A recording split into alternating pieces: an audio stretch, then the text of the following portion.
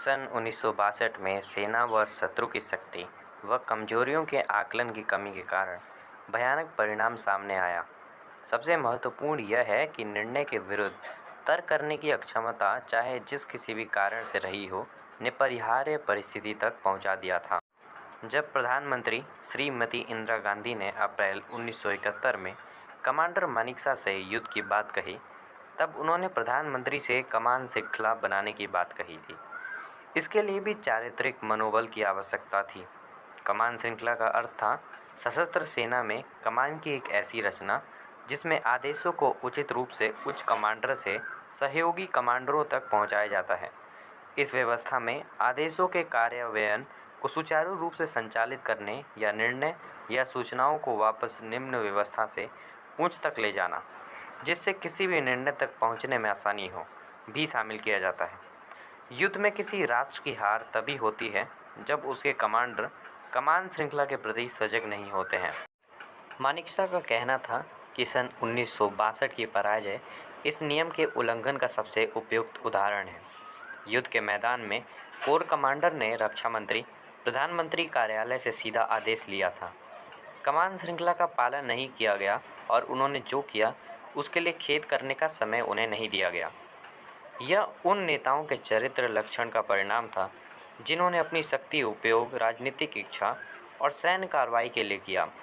इसके बिना जहां कमांडर कमज़ोर होते हैं, वहां कमान श्रृंखला का पालन नहीं होता।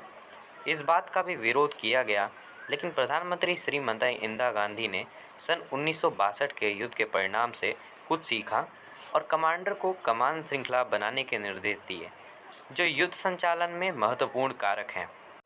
युद्ध के संबंध में कमांडर मानेकशॉ ने आक्रामक प्रतिक्रिया का अर्थ समझाते हुए कहा, युद्ध में मुख्य सबक होता है आक्रमण के लिए उपयुक्त समय।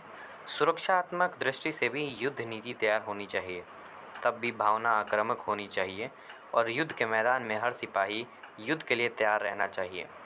इसके लिए थल सेना, नौसेना और वायुसेना की कार्रवाइयाँ, विध्वंस और छापामार कार्रवाइयों को संयुक्त कर दुश्मनों से युद्ध के लिए तैयार रखनी चाहिए। बिना सोचे समझे की गई कार्रवाई से युद्ध में हताहतों की संख्या अधिक होने की संभावना रहती है।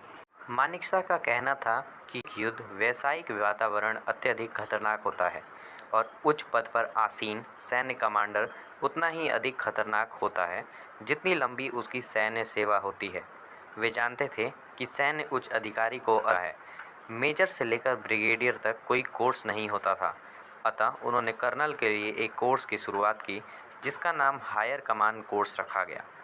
जो व्यक्ति कमांडर है और किसी कमान की जिम्मेदारी संभाल रहा है, उसके लिए उचित है कि वह कमान के लिए एक मजबूत आधार बनाए और उसे इस विषय में अलग से परीक्षण लेना होगा।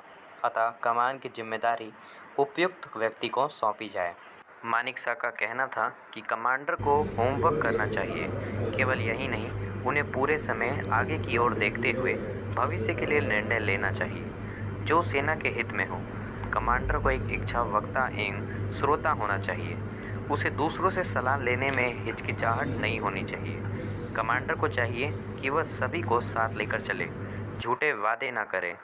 चाटुकारिता से कमांडर को बचना चाहिए। किसी भी प्रकार का समझौता अपने हित के लिए नहीं करना चाहिए। कमांडर को जब तक सहयोग प्राप्त नहीं होता तब तक वह सफल नहीं होता। चीनी नेता लाओ त्से ने कहा था, 3 कीमती वस्तुएं हैं, पहली शिष्टता, दूसरी मितव्ययिता, तीसरी विनम्रता, जो मुझे दूसरों से श्रेष्ठ स्थान दिलाने में मदद करती है। शिष्ट हो जाइए, आप सभी के द्वारा गौर किए जाएंगे। मितव्ययी हो जाइए, तब आप विनम्र हो सकते हैं।